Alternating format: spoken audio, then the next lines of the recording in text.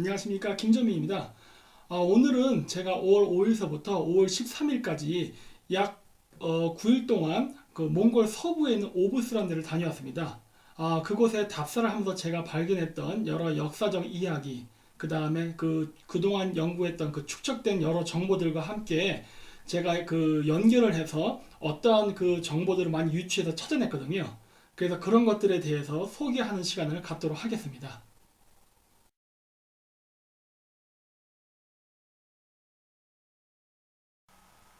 제가 이 오브스 주가 얼마나 큰지를 비교해 드리려고 제가 한반도랑 동시에 지도를 두 개를 붙여서 한번 보여드리도록 하겠습니다. 요 왼쪽에 있는 지도가 몽골이고요. 여기 빨간색으로 표시된 지역이 바로 오브스 주입니다. 근데 이 오브스 주가요, 이게 지금 같은 축척의 지도입니다. 근데 이 빨간색 칠한 이 오브스 주를요, 그대로 한반도로 옮겨오면요, 거의 남한 땅만 해요. 엄청 큰 지역이죠? 근데 이 커다란 지역에 사는 인구는 고작 약 7만 3천밖에 안 됩니다. 그래서 이번 오브스 지역 탐사는요, 이 지도에서 보시는 바와 같이 동서남북 각 지역을 다 방문했습니다. 근데 이 지역이 워낙 광범위하기 때문에요, 모든 지역을 다 볼 수는 없었습니다. 그리고 그 기상 조건 때문에 상당히 많은 지역은 제가 가지를 못했어요. 그래서 일단 중요하다고 생각되는 지역부터 우선순위를 둬서 이번에는 갔다 왔고요. 시간이 남으면 제가 8월 달에도 이 지역을 한 번 더 방문할 예정입니다. 제가 이번에 방문했던 오보스주는요, 빨간색으로 표시했죠. 몽골의 북서쪽에 위치한 굉장히 큰 주입니다. 거의 남한 땅만 해요. 그리고 이 지역에는 굉장히 호수가 많고 산도 굉장히 높습니다. 만년설이 있어요. 그 만년설이 쌓인 그 산들도 있고 해서 굉장히 그 험준하은 고산지대입니다. 그래서 저는 올해는요, 이 오브스 지역을 중심으로 해가지고 여기 바야늘기, 홉트, 그 다음에 홉스글 지역을 방문할 예정입니다. 특히 홉스글은 제가 이번 7월 달에요, 그 SBS PD님과 함께 그 몽골 샤머니즘에 대한 다큐멘터리를 찍을 예정이 있습니다. 나중에 TV에 상영되면 좀 많은 시청 바랍니다. 그리고 7월 아마 중순쯤일 겁니다. 그때쯤엔 제가 부리아트에 가서 그 러시아, 부리아트, 일본, 그 다음 중국 학자들과 함께 이 알타이 지역 샤머니즘에 대해서 국제학술회의를 할 예정이 있습니다. 그리고 7월 말에는 시메이를 가서 알타이 산맥의 그 서쪽 방면을 탐사할 예정입니다. 이게 올해 제가 알타이 산맥 주변을 탐사할 예정지고요. 내년에는 투바공하고 하카시아 그리고 알타이 지역을 방문해서 알타이 산맥의 동서남북 모든 지역을 다 탐사하려고 현재 계획을 세우고 있습니다. 네, 여기 이 올랑곰의 전경은요, 예전에 제가 있었던 그 카자흐스탄의 알마티랑 굉장히 닮아 있습니다. 왜냐면 이 만년선이 있는 산을 배경으로 해서 마을이 있는 그 구조가 되게 비슷해요. 그래서 제가 여기 지금 올랑곰하고 알마티 사진 두 장을 지금 제가 올려놨습니다. 한번 비교해 보십시오. 굉장히 비슷하죠? 네. 이 올랑곰과 알마티는요, 천산산맥의 동쪽과 서쪽에 있는 두 개의 도시입니다. 그래서 그 비슷한 위치에 위치한 굉장히 비슷한 성격의 도시였다고 할 수 있습니다.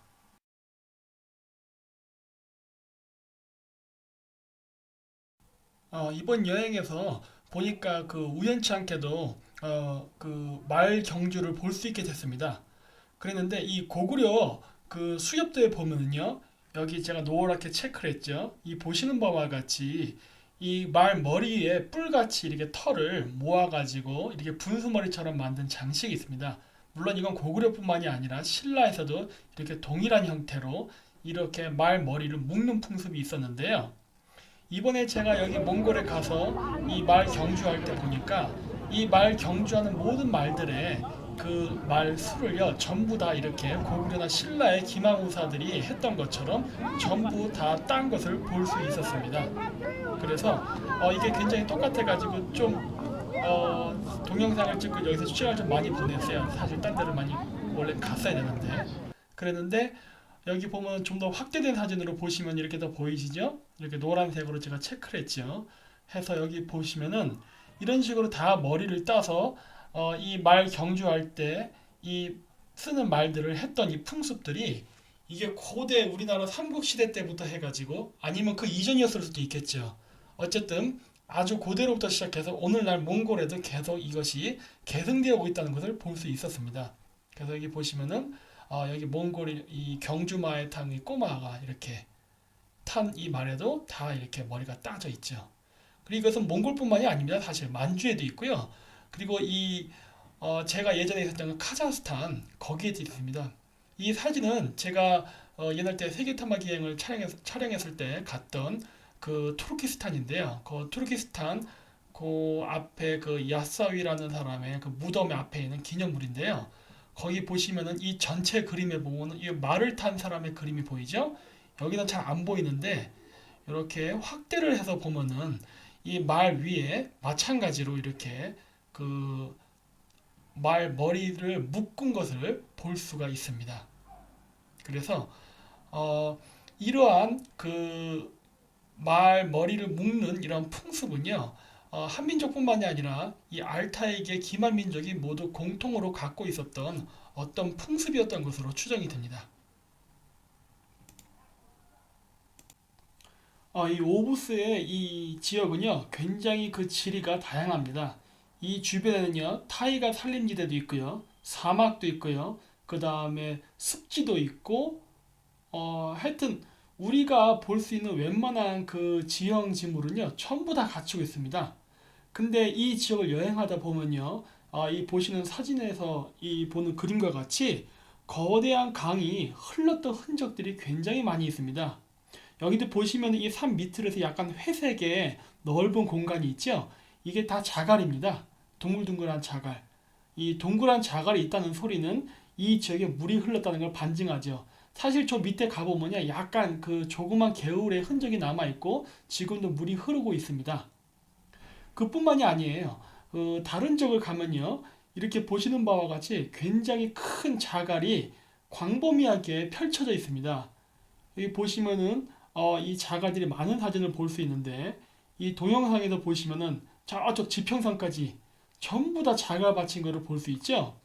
그 얘기는 뭐냐면요, 이 지역은 습지가 아니라 어떤 흐르는 물이 있었기 때문에 이렇게 돌들이 부딪히면서 동글동글해졌다는 것을 반증하는 사례입니다. 즉 이것이 의미하는 바는요, 이 지역에는 정말 지평선이 보이지 않을 정도로 굉장히 거대한 규모의 강이 흘렀었다는, 즉 엄청난 그 세기의 물이 흘렀다는 그 증거를 굉장히 많이 발견할 수 있습니다. 그걸 실질적으로요, 이 지역 주민들도 말합니다. 옛날 때 이 지역은요, 굉장히 물이 풍부했었다 그래요. 그래서 굉장히 살기 좋았다고 합니다.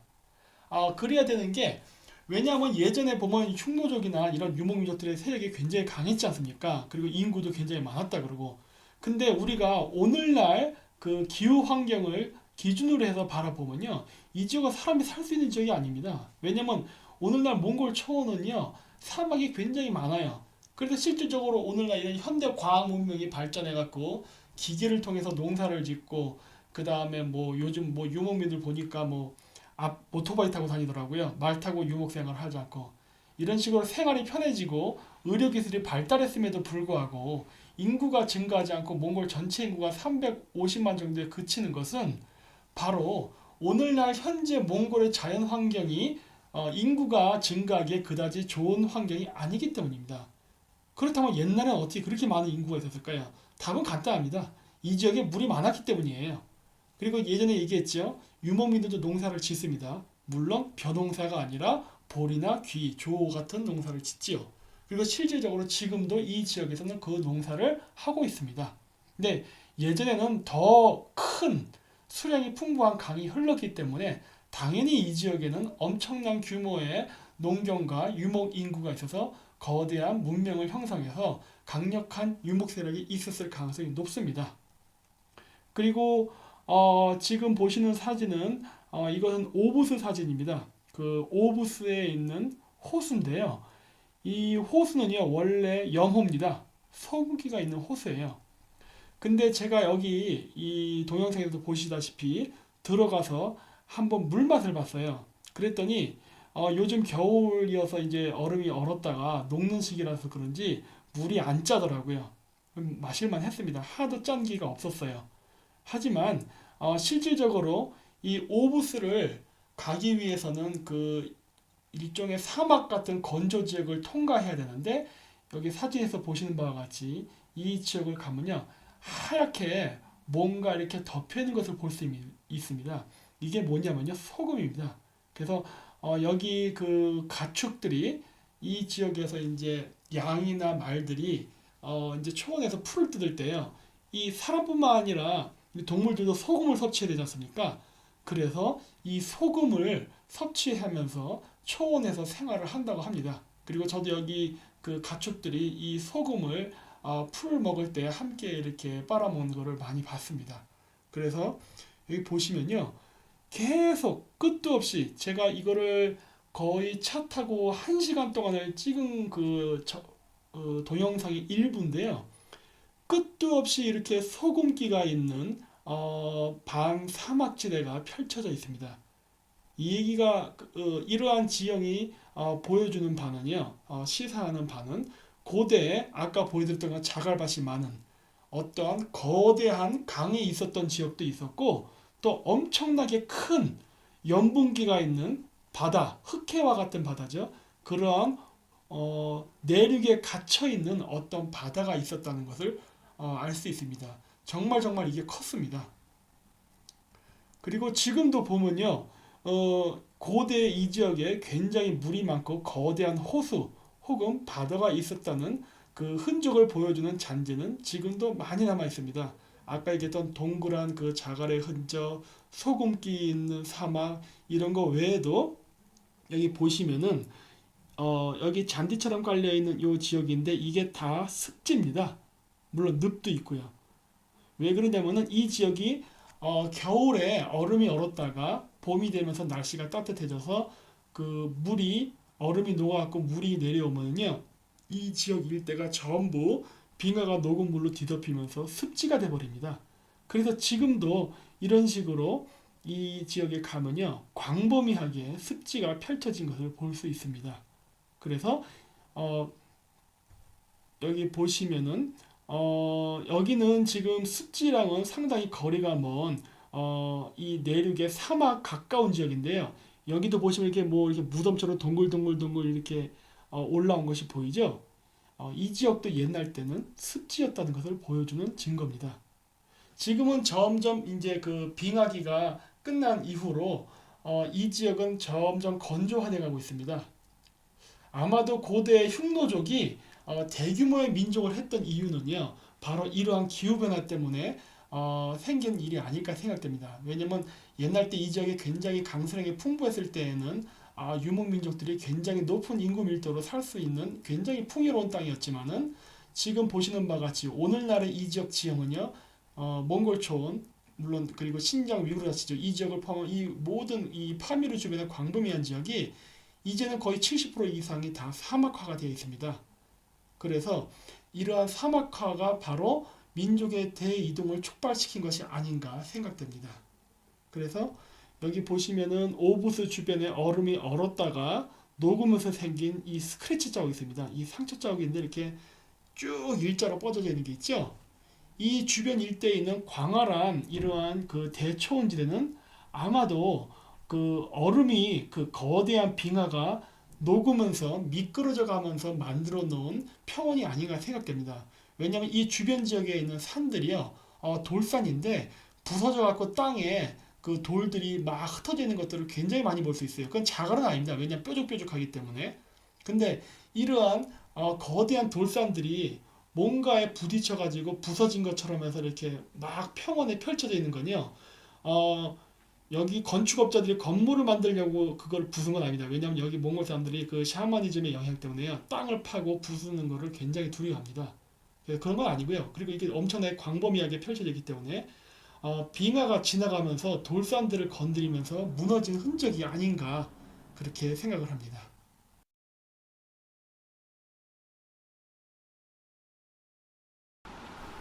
도착한 다음 날 올란공 근처에 있는 유명한 약스터를 찾아갔습니다.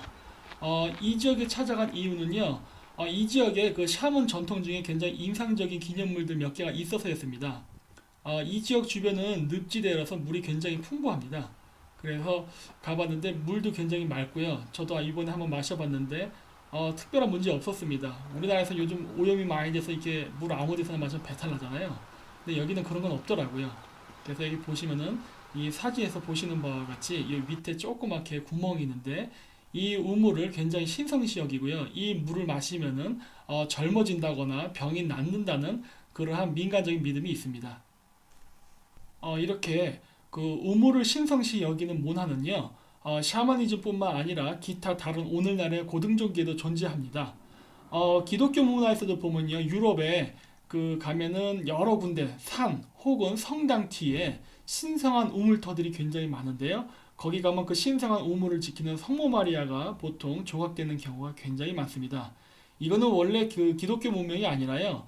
그 유럽의 기독교가 전래되기 이전에 있었던 샤머니즘의 우물을 신성시하던 신앙이 나중에 기독교가 전래되면서 두 문화가 겹쳐지면서 그 계곡물을 상징하는 여성성의 이미지가 성모 마리아로 대체된 그러한 사례라고 할 수 있습니다.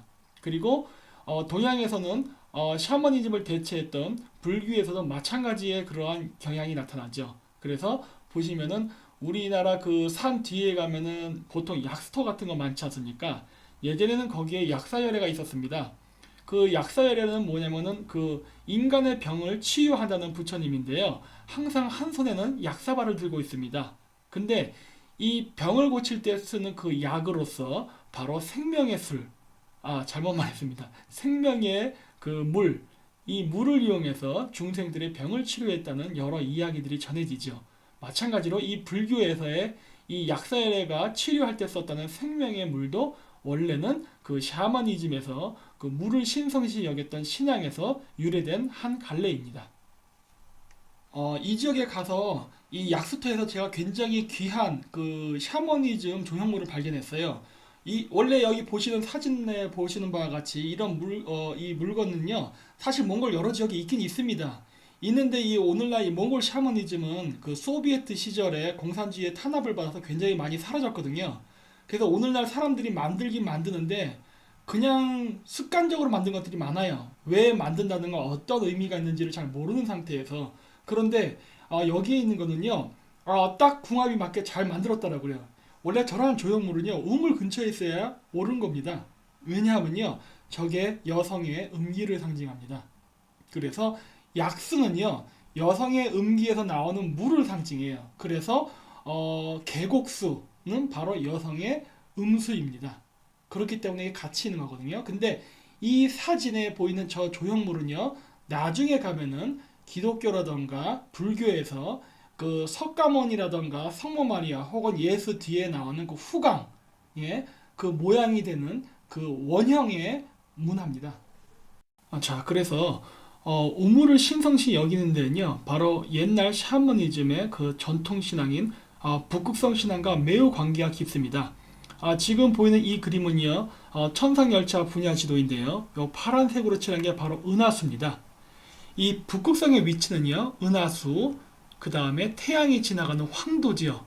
요 사이에 바로 북극성이 존재합니다. 그래서 은하수와 황도가 지나가는 사이에 있는 이 북극성의 별이 마치 하늘에 떠 있는 눈처럼 보입니다. 그렇게 보이지 않으세요? 이 황도와 은하수 이렇게 타원형으로 생긴 그 사이에 별이 있어서 그 어떻게 보면 우주의 커다란 눈으로 보이죠. 그래서 이 북극성은요, 태양이나 달과는 다르게 항상 하늘에 떠 있습니다. 물론 이 북극성이 낮에는 태양 때문에 빛에 가려서 보이지 않지만 항상 북극성은 하늘 위에 떠 있죠. 그래서 고대인들은 바로 이 삼신 혹은 이 하느님이 항상 밤낮으로 우리를 지켜온다 라는 생각을 가지고 있었습니다. 물론 기독교에서도 그런 비슷한 표현을 쓰고 있죠. 왜냐하면은 북극성은 태양이나 달과 다르게 항상 지구 위에 떠 있으면서 지상의 인간을 바라본다고 봤기 때문입니다. 그래서 북극성을 표현할 때 쓰는 여러 상징물 중에 하나가 바로 하늘의 눈, 즉 전시안입니다. 그래서 이집트의 벽화에도 전시안이 나오죠. 근데 오늘날은 이런 의미가 왜곡돼서요, 인터넷 정보를 보면 자꾸 무슨 전시안은 무슨 사타의 눈 뭐 이런 것들이 자꾸 나오는데요. 그게 아닙니다. 이거는 그 서양 사람들이 이 동양이라던가 다른 지역의 그 샤머니즘 문화를 이해하지 못한 상태에서 나온 오해로 자기들 것과 다르면은 무조건 사탄시하고 이단시 여겼던 중세 기독교 풍습에서 유래된 것이지 절대 이것이 어떤 악마 숭배라든가 그런 것과는 전혀 무관한 그러한 샤머니즘의 북극성 신앙입니다. 우리나라 속담에 개천에 용난다는 그 속담이 있죠. 아마도 이 속담은 이 샤머니즘에서 그 우물 숭배 신앙과 매우 밀접한 관련이 있는 것으로 보입니다. 왜냐하면 개천, 즉 물에서 영웅, 어떤 인간이 탄생한다는 그러한 내용이지 않습니까? 실질적으로 한국이나 투르크, 몽골 지역의 여러 그 영웅의 탄생 신화를 보면요. 우물에서 탄생하는 경우가 굉장히 많습니다. 그것은 아마도 이 여성의 음기가 바로 북극성이 그 있는 그러니까 황도와 은하수가 지나가는 그 형태의 모양이죠. 물론 전시안이라고도 묘사를 했습니다. 그랬는데 이 지역과 매우 닮아 있기 때문에 이 개천에서 용이 난다는 말은 즉 북극성으로부터 내려온다는 의미로 어떤 신에게 선택된 척틀난 영웅이 태어난다는 그 암시적 의미를 가지고 있죠. 물론 이것은 나중에 후기 샤머니즘이고요. 실질적으로 모든 인간은 다 북극성의 기운을 받아 태어납니다. 나중에 이게 지배계급, 즉 봉건 신분제도가 생기면서 어떤 특출난 선택된 인간만 그렇게 된다고 이야기하지만은 사실 실질적으로는 그것과는 상관없이 모든 인간은 여기에 포함이 됩니다. 그래서요, 제가 그것을 좀 더 보다 이해하기 쉽게 하기 위해서 제가 그 조형물 앞에 한번 가서 서봤습니다. 샤머니즘에서 여기다가 인물상을 만들지 않는 이유는요, 우상숭배를 금지하기 때문입니다. 그래서 이러한 우물 문화는요, 오늘날 한국에도 계속 이어져 내려오고 있습니다. 동네 뒷산에 가면은 약수터가 지금도 있지 않습니까? 그래서 아침에 동네 할아버지 분들께서 건강 삼아 그 등산하시면서 약수를 떠오는 경우를 지금도 종종 발견할 수 있죠. 그리고 우리나라 경주라든가 강원도 이런 데 좀 외곽지역에 가면은 아직도 샤머니즘의 그 흔적이 많이 남아있는 것을 볼 수 있는데 여기 보시면 경주 약수계곡 마의 입불상을 보면요. 이 모습이 아까 제가 보여드렸던 올랑곰의 약수터에 있었던 여성의 음기를 상징하는 그 샤먼의 조형물과 매우 닮아있다는 걸 그 발견하실 수 있을 겁니다. 그리고 마찬가지로 우리나라에 있는 그 남근 숭배 사상도 물론 몽골에도 똑같이 있죠. 그래서 이러한 것들은 그 표현 방식의 그 재료라던가 어떤 그런 것 때문에 차이가 발생할 뿐이지 근본적으로 다른 게 아닙니다. 같은 내용을 다른 방식으로 표현했다고 보시면 돼요. 그리고 이러한 문화는 불교뿐만 아니라 기독교에도 많은 영향을 끼쳤죠. 그래서 기독교에서 얘기하는 만돌리아라는 것은 바로 이 왼쪽에 있는 그림처럼 상모 마리아가 이렇게 초생딸 두 개가 합쳐진 이 타원형 모양으로 생긴 그 원 안에 앉아있는 모습으로 묘사가 되는데요. 이것은 바로 여성의 음기를 상징하며 그 속으로부터 탄생하는 어떠한 인간을, 이 경우에는 종교기 때문에 성인을 말하는데 어떤 성인의 탄생, 즉 메시아의 도래, 출현을 의미합니다. 그래서 이게 그 과거 그리스라든가 로마에 있었던 피닉스 전설에 그러한 어떠한 영향을 끼치게 되죠. 만돌리아는요, 이 왼쪽 그림처럼도 표현을 하는데요. 물론 천문도입니다. 이것도 제가 비공개 강의 때 설명을 해드릴게요. 근데 기독교에서 얘기하는 만돌리아는요, 불교에서 얘기하는 만다라와 컨셉과 이름이 똑같습니다. 기독교에서 만돌리아와 불교에서 얘기하는 만다라는 뭐가 다릅니까? 발음 똑같지 않습니까? 그리고 이 타원형으로 생긴 원 안으로부터 탄생하는 부처, 물론 타원에서 태어나는 예수, 그리고 그 양쪽 동서남북 사방을 지키는 수호신, 이 개념은 똑같지 않습니까? 왜 그러면은 기독교와 불교가 이러한 같은 컨셉의 이미지를 자신의 종교 그림에서 묘사하고 있을까요? 그것은 바로 이들 종교의 기원이 샤머니즘에 있으며 이러한 성인의 탄생은 아까 제가 얘기했죠. 은하수가 황도가 지나가는 타원형 모양 그 전시안이라고 했죠. 그 전시안 모양 안에서 태어나는, 즉 우주의 음기로부터 탄생하는 메시아, 즉 성인을 나타내기 때문에 그런 겁니다. 그래서 이런 사람들을 얘기할 때 어떤 신적 이미지로서 인간 세상의 모든 것을 바라본다는 얘기도 하지 않습니까? 부처님 얘기할 때도 그런 말을 해요. 그래서 인중에다 점 찍고서 그 전시안 또는 해안이라는 말을 하지 않습니까? 왜 그렇습니까? 바로 아까도 얘기해드렸듯이 북극성의 이미지는요, 여성의 음기도 상징함과 동시에 전시안을 상징하기 때문에 오늘날 고등종교에서 바로 그러한 샤머니즘의 컨셉이 그대로 계승돼서 모든 것을 바라보는 전지전능한 신 혹은 그 북극성으로부터 즉 하늘로부터 내려온 신성한 존재라는 이미지가 그대로 반영된 겁니다. 자, 그래서 이 마지막 그림을 한번 봐보십시오. 물론 이것도 성당의 벽화입니다. 앞에 여러 그 우물신앙 관련돼서 제가 불사조 신앙이라던가 그 우주의 음기, 즉 북극성으로 탄생하는 메시아의 출현 이런 것들 많이 설명했죠. 그러한 내용을 바탕으로 이 성당의 벽화를 보면은 이게 무엇을 상징하는지를 바로 알 수가 있습니다. 이것도 사실 천문하고 매우 관련이 깊은데 더 상세한 내용은 시간 관계상 설명하지 못하고요. 이러한 이미지는 아까 보여드렸던 런던 올림픽의 개최식 때 나왔던 그 이미지와도 닮아 있지요.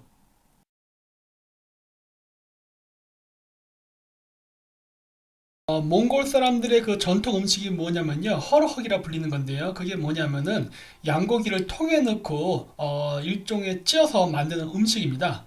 근데 여기 보시면 여기 지금 몽골 아주머니가 지금 뭐 동그란 걸 넣고 있죠. 이게 뭐냐면 소똥입니다. 몽골에서는요 주로 연료를 나무가 아닌 이런 가축의 인분을 이용해서 사용하거든요. 그래서 그 인분을 쓰기 때문에 그 직접적으로 불에 구워 먹기보다는 이렇게 솥을 이용해서 삶아 먹는 게 아닌가 싶습니다. 그런데 공교롭게도요, 같은 유목민족임에도 불구하고 천상산맥 건너 서쪽에 사는 투르크족들은요 양고기를 양꼬치에다가 껴가지고 구워 먹습니다. 왜냐면요 그 지역은 산림이 풍부하거든요. 그래서 이러한 자연 조건의 환경이 달랐기 때문에 같은 유목민족인 투르크족과 몽골족의 음식 문화가 이렇게 변하게 된 게 아닌가 생각됩니다. 보시는 영상은요, 제가 저녁에 나무와 태양이 겹쳐진 모습을 찍은 영상입니다. 과거 샤먼은요, 아침에 당목과 태양이 겹쳐졌을 때 동쪽 방향을 향해서 신탁을 받으면서 기도를 했는데요. 이와 유사한 풍습이 유대교도 있죠. 예전에 모세가 시나이 산에서 십계명을 받으러 올라갔을 때 야훼가 불타는 떨기나무의 모습으로 나타났다는 기록이 있지 않습니까? 이러한 그 유대교의 풍습 또한 샤머니즘의 영향을 받은 문화의 한 갈래로 추정됩니다. 그래서 이러한 그 불타는 떨기나무의 형태, 불타는 나무의 모양을 빌려서 나중에 카자흐스탄 수도에 있는 바이트렉이라는 현대적 조형물이 또 탄생하게 되죠.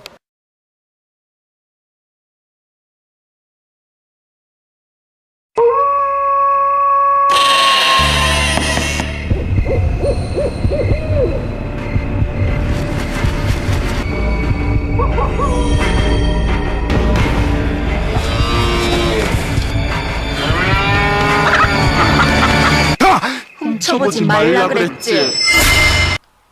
제가 이번에 이 오브스 지역을 방문한 목적은요, 그 한당목에 나오는 백부인의 존재를 확인하기 위해서 간 목적도 있었습니다. 그래서 이 지역의 그 동네에 그 면장을 만나가지고 이 지역에 어떤 역사적 기록이나 문화가 있는지를 제가 그 방문해서 여러 가지를 물었을 때 당시의 상황이에요. 그래서 처음에 갔던 이 사람들이 굉장히 경계하고 그 잘 말을 안 해주더라고요. 왜냐면 이 지역 사람들이 굉장히 차별을 받고 있습니다. 옛날 징기스칸 시절 이후부터 해가지고 계속 인구 조절 정책도 당하고, 그리고 또 종교가 다르다는 이유로 박해도 받고, 그러면서 거의 반노예 생활을 했었기 때문에 굉장히 외부인에 대한 두려움이 있어요.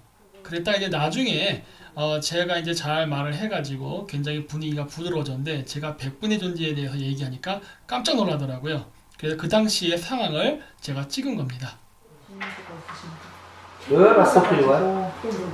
영어를 얘기할 수 없으니까 여기 전설에 하얀 머리 흰 피부 있는 사람들이 여기 살았는지 산에 너가 넘어갔을 때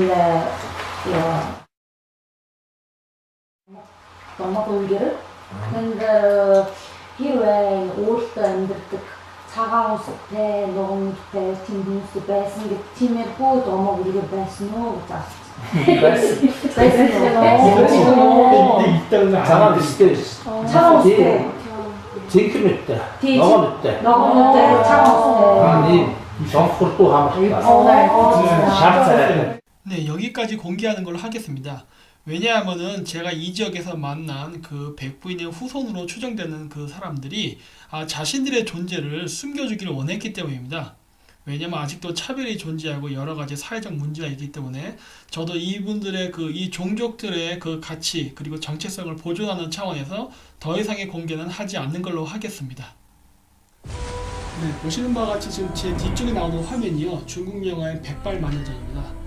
백발마녀전의 배경은 파미르고원 일대죠. 왜냐면은 중국 전설에도 파미르고원에는 백발의 하얀 피부를 가진 어떤 여기서 물론 마녀가 나왔지만 사실 마녀가 아니었습니다. 샤먼이었습니다. 그 샤먼이 살았다는 전설이 있었거든요. 그래서 그거를 바탕으로 해서 만든 영화입니다. 그리고 그 옛날 때 유명했던 영화 있죠. 반지의 제왕. 그 반지의 제왕에 나오는 그 엘프 요정들도요. 원래 그 파미르고원에 살았던 금발이 아닙니다. 백발의 하얀 피부에 녹색 눈을 가졌던 그 종교계급 종족에 대한 이야기가 모태가 돼서 만들어진 이야기입니다. 그 외에 미국 드라마에 나오는 그 왕자 게임에 나오는 용의 가문의 여인 있지요. 그 용을 키우는 그 백발의 여인. 그러한 이야기들도 마찬가지로 다 이 파미르고원에 살았던 종교 부족에 대한 이야기가 다 그 근간이 돼서 만들어진 영화입니다. 그래서 과거에는요, 이 샤머니즘이 융성하던 시대에는 이 사람들이 종교계급으로서, 그리고 한 나라의 지도자로서, 그리고 문명 전파자로서, 전 세계를 돌아다니면서, 과학기술이나 문명을 전파시키는데 굉장히 노력을 많이 했던 종족입니다. 그래서 대홍수 이후에 문명을 다시 복원시키는데도 많은 공헌을 세웠죠. 하지만 이러한 사람들이 나중에는 그 유럽에서는 기독교가 들어오면서 이러한 사람들을 마녀로 몰아서 대규모 숙청을 해버렸죠. 중세 유럽의 그 약 2000년의 기간 동안에 거의 수백만 명의 이러한 산속에 살던 이 샤먼 종족을요, 정부 악마라는 이름으로 해서 다 죽여버렸습니다. 오늘날도 그래서 제가 자꾸 인터넷 정보에 나오는 것들이 옳지 않다고 얘기하는 것이 바로 그 당시에 만들어졌던 그 기독교적, 배타적 기독교적 사고방식으로 자기의 것이 아니면 무조건 이단시하고 사탄시했던 그러한 관점 때문에 파괴되고 오늘날까지도 악마 취급을 당하는 것이지 그 사람들이 결코 그런 악마나 사탄 계급이 아니었습니다. 하지만 오늘날까지도 그러한 누명을 쓰고 계속 영화에서 무슨 엑소시스트라던가 어떤 그 종교 홍보적 목적의 그러한 영화의 어떤 흥행의 상대로서 이 사람들이 마녀로 취급되고 오늘날까지도 이용당하고 있죠. 그리고 아시아에서도 이러한 상황은 예외가 아니었습니다. 사실 징기스칸 그 시절에 징기스칸이 도움을 받았던 사람들은 샤먼입니다. 그렇기 때문에 징기스칸 초기에는 몽골 제국의 국교가 샤머니즘이었죠. 하지만 샤머니즘을 바탕으로 그리고 샤먼들의 도움을 받아서 몽골이 대제국을 건설한 이후에는요, 아이러니하게도 징기스칸이 이 샤먼들을 대대적으로 숙청을 합니다. 그리고서 불교를 받아들이게 되죠. 왜냐하면은 불교를 받아들이게 되면은 샤먼들의 세력을 약화시킴으로써 칸의 정치 권력을 강화시킬 수 있었기 때문입니다. 그래서 쿠빌라이 칸 이후에는 완전히 티베트 불교가 원나라의 중심 종교 세력으로 자리를 잡음으로써 과거의 샤먼 세력들은 몽골 초원에서도 힘을 잃게 되죠. 그러면서 점차 샤머니즘은 동양과 서양에서 사라지게 됩니다. 한국에서도 예외가 아니었습니다. 한국도 중국으로부터 유교가 들어오면서 그 기존에 있었던 토속신앙과 불교가 탄압을 받게 되면서 점차 사라지게 되죠. 특히 한국 같은 경우는 묘청에 많이 실패하면서 그 종교 계급들, 그 당시 그 초기 불교 때 우리나라에 들어왔던 사람들 중에는 푸른 눈의 승려들이 많았습니다. 그 도낭석굴에 보면은 백인의 모습을 한 승려들이 굉장히 많죠. 그런 사람들이 우리나라에 들어와서 종교 계급을 형성했었거든요. 그래서 물론 그 당시엔 대처성이 많았습니다. 그랬기 때문에 승려를 하더라도 자식이 있었기 때문에 자신들의 자손을 계속 이어서 번창시켰기 때문에 그 종교 권력을 계속 자자손손 자기 자식들에게 물려줄 수 있었죠. 그래서 외모도 그대로 내려갔고요.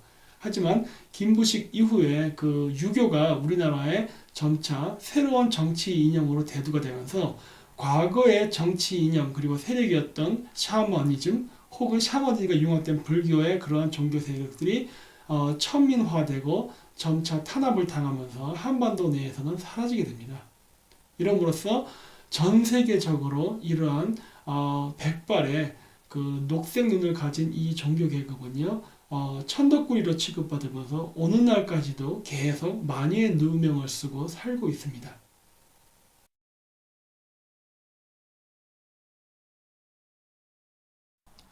이번에는 종교 문제에 대해서 한번 말해보도록 하겠습니다. 제가 온 이 오부수적에도요, 그 한국교회가 굉장히 많더라고요. 지금 여기 제가 사진은 이 식당에서 찍은 건데, 여기 그 구원파 교회가 있대요. 그래갖고 제가 이 사진도 있지만은, 그래서 거기 식당에서 밥을 먹은 적인데, 난 도대체 여기 왜 독재자들 사진이 이렇게, 그것도 공산주의자들 사진이 잔뜩 그런지 이해가 잘 안 되는데, 어쨌든, 이 지역에서도 교회들이 많은 문제를 일으켰더군요, 보니까. 왜냐면은, 기독교로 개종된 몽골 선생들이 기독교 신자가 아닌 몽골 학생들을 교회로 나오라고 강요를 한다거나 그 말을 듣지 않았을 때 성적에 불이익을 주는 사례가 있어갖고 문제가 됐던 적이 있었답니다. 그리고 최근 이 몽골 전체 지역에서는요, 통일교 문제가 굉장히 이슈가 됐어요. 왜냐면은 이 지역에서 그 통일교가 이 지역 정치인들을 하고 그 돈이라든가 이런 매수 관계로 많이 얽혀가지고 지금 사회 곳곳에 그런 게 퍼져서 문제가 되고 있다 그래서 굉장히 큰 뉴스가 됐었습니다. 물론 지금도 굉장히 큰 뉴스고요. 그래서 제가 그 오부수작 갔더니 제가 한국 사람이다 보니까 저를 자꾸 그 통일교 신자인지 막 사람들이 의심하고 막 그러더라고요. 그래서 내가 저 그런 거랑 전혀 관계없는 사람이다 막 그런 얘기도 하고 했는데, 여하튼 현재 개신교를 포함한 통일교 이런 기독교 계통, 즉 성경을 기반으로 한, 그들이 이단이라고 부르건 정통이라고 부르건 상관없이 성경을 기반으로 한 그 모든 종교들, 그런 것들이 한국인들이 들어가서 현재 한국의 이미지를 망치고 있다는 건 확실합니다.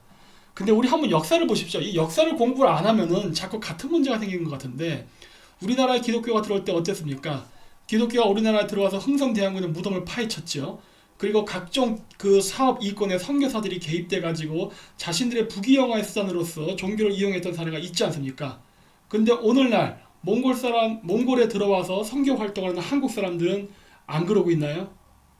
똑같이 하고 있죠. 그리고 현재 우리나라에서 옛날 동일 이후에 당군성전 건립에 이런 거 반대하고 우리나라의 그 고대사 연구를 반대했던 세력이 누굽니까? 기독교 세력이죠. 마찬가지입니다. 이 지역에서도 탱그리 세상이나 이런 거 연구하는데 제일 어렵고 방해하는 사람들이 선교사들이에요. 기독교 선교사들. 제가 카자흐스탄에 있을 때도 그 사람들의 엄청난 방해를 받으면서 연구를 했습니다. 근데 여기도 예외가 아니더라고요. 근데 문제는 과거 서양인들이 아시아나 아프리카 지역을 정복할 때 무력과 종교로 정복했습니다. 총칼로 죽이고 억누르고 그들의 정신을 자신들의 종교로 심으면서 완전히 정신적 노예를 만들고자 했었죠. 근데 왜 우리가 그러한 일들을 서양인을 대신해서 해야 하는 겁니까? 우리가 그렇게 한다고 해서 우리가 뭐 과거 서양처럼 식민지 땅을 얻습니까? 경제적 이익을 독차지할 수 있습니까? 아무것도 없지 않습니까? 근데 왜 우리는 그러한 서양인들의 하수인이 돼야만 되죠? 그러면서 왜 현지인들의 욕을 먹고 비난을 받아야 하는지 난 도대체 이해가 안 됩니다.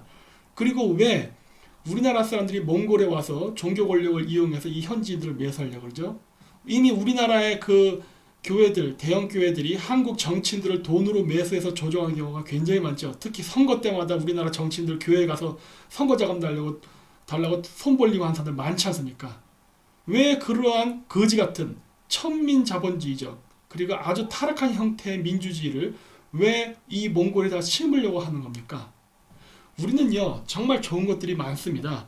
서양인들은 자기네들이 우리 이쪽 사람들과 같은 게 없기 때문에 무력으로 정복하려고 그러고 자신들의 생각을 강제로 심으려고 그러고 이젠 그것도 자기네들 선교사들이 죽을까봐 한국의 선교사를 희생양으로 삼아서 하고 있죠. 그런데 우리는 이런 어려운 일을 하지 않더라도요 우리가 갖고 있는 우리의 전통 토속사상, 뭐 샤머니즘 포함입니다만 민속, 전통, 언어, 문화, 그 다음에 탱그리 사상, 뭐 여기 우리나라에서는 당군 사상이라 부르지만 이런 것들 공통점이 굉장히 많거든요. 그래서 이런 것들을 활용하면요 우리는 진짜 이 몽골이나 중아시아 사람들과 정말 피를 나는 형제와 같은 끈끈한 관계를 유지할 수 있습니다. 왜냐하면 아시아 사람들은 아무래도 그 혈연 관계가 가까우면 굉장히 친해지는 그러한 성격이 있거든요. 근데 왜 우리는 이러한 것을 이용하지 못하고 왜 외국인들의 하수인의 노릇을 해야만 하는 거죠? 이런 걸 반해서 그 터키 같은 경우를 보면 좀 다릅니다. 터키는 91년도에 중앙아시아가 독립하고 그 소비에트 연합으로부터 버림을 받았을 때 거의 굶어 죽을 뻔한 상태였어요. 그때 당시에 터키인들이 카자흐스탄에 가가지고 학교를 세우고 병원을 세우고 그 다음에 각종 비즈니스 관계를 설립하면서 카자흐스탄 경제 발전에 기여를 했습니다. 그래서 지금도 그 터키는요 카자흐스탄과 그 무역 그 교역 상대국의 4위입니다. Мәскеуден шыққан бойда президент ұшағы Қара теңізді көктей өтіп, Анкара әуежайына барып қонды. Елбасы Нұрсұлтан Назарбаев Түркия жұртында 2 күндік ресми сапармен болды. Осы 2 күнде қазақтың президенті Түркия басшысы Абдолла Гүлмен премьер-министрі Режеп Тайып Ердоғанмен кездесіп, екі елге де олжа салатын біраз жоспар жобалардың жай-жапсарын талқылады. Жалпы қазақ пен түріктің қарым-қатынасының қазығын қағып, байланыстың соқпағын салған қос тұлға бар. Оның бірі Нұрсұлтан Назарбаев болса, екіншісі Тұрғыт Озал. Түркияның 8-ші президенті 1991 жылы 15 наурызда біздің елге ресми сапармен келгенін білеміз. Ол кезде бостандықтың лебесіп тұрғанмен Қазақстан әлі тәуелсіздігі ала қоймаған шақ. Дегенмен тараптар соған қарамады. Қазақ Совет Социалистік Республикасы мен Түркия Республикасының қарым-қатынасы туралы келісім шартқа қол. Сіздердің бабаларымыз ата жұрттан бері қарай жылдырған кезде түрік қағанатының ішінен түрік деген атты өздерімен алып кетті. Қазірге дейін түріктің ішінде жігіттің сұлтаны ең жақсы жігіт қандай дегенде ол қазақ дейді. Сол қазақ сөзі.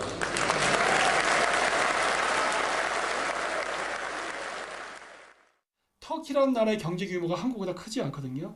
그럼에도 불구하고 카자흐스탄에 4등까지 했다는 건 정말 대단한 겁니다.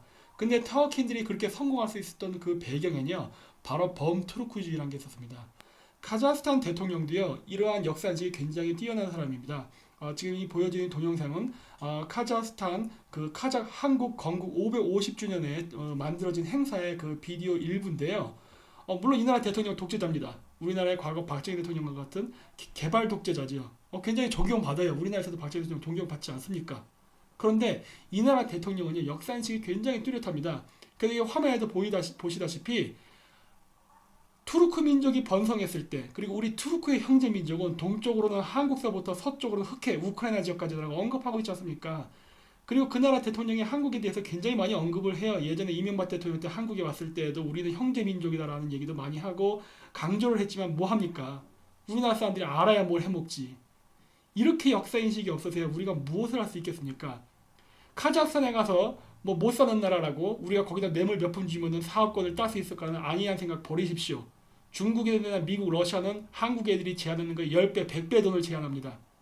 터키인들이 한국보다 작은 규모를 가지고도 카자흐스탄을 상대로 세계 4위의 카자흐스탄 내에 4위의 무역 규모의 국가가 될 수 있었던 건요, 돈을 갖고 흔든 게 아닙니다. 바로 자신들의 정체성과 뿌리가 하나라는 형제의식을 가지고서 한 거예요. 그리고 카자흐인들도 터키인들이 비록 미국인들이나 중국인 같이 거대한 금액을 제시는 못하지만은 한 형제란 인식이 있었기 때문에 같은 비즈니스 관계를 끼워서 이런 긴밀한 협조 관계를 만들어낸 겁니다. 왜 우리가 가지고 있는 역사 인식을 포기하고 노예처럼 외국의 종교를 받아들여서 욕을 먹어가면서 이러한 행동을 외국에서 하는지 저는 도저히 이해할 수가 없습니다. 네, 이상으로 마치도록 하겠습니다. 이번 오보스 여행은요, 굉장히 저한테 좋은 그리고 깊은 인상을 주었습니다. 이 우연치 않게 그 고대 그 샤먼 계급의 후손들을 찾은 것도 있지만은 제가 예전에 그 부도지 책이라든가 옛날 그 고대 문서를 보면서 이해가 되지 않았던 왜 이 지역에 갑자기 바다가 있었지라든가 혹시 이게 잘못 기록된 것이 아닌가라든가 여러 그러한 그 의문점들이 많았었는데 그런 것들을 한 번에 해결해 줄 수 있어서 굉장히 좋았습니다. 이번 내용은요, 굉장히 또 민감한 것도 있습니다. 아까 얘기했듯이 그러한 그 종교 부족에 대한 이야기라던가 그 외에 이번엔 제가 살짝만 맛을 보여드렸습니다만 그 샤머니즘에 대한 이야기, 그것이 어떻게 오늘날 우리가 얘기하는 불교라던가 기독교에 어떠한 영향을 끼쳤다라던가 이런 부분들인데요. 아직은 그걸 제가 인터넷상에서 공개하는 거는 현재 한국의 실정에서는 조금 무리일 것 같습니다. 그래서 그거는 제가 이번에 6월 정도에 제가 한국에 좀 귀국할 것 같거든요. 잠깐 한 달 동안. 그렇게 되면은 제가 한 개나 2개 정도의 강의를 오프라인 강의를 한번 만들어 볼까 합니다. 그때 제가 이번 오부스 여행에 대해서 느꼈던 소감이라던가 그리고 이 동영상에서 발표하지 못했던 많은 이야기들을 좀 더 상세히 이야기하도록 하겠습니다. 네, 이상으로 마치도록 하겠습니다. 감사합니다.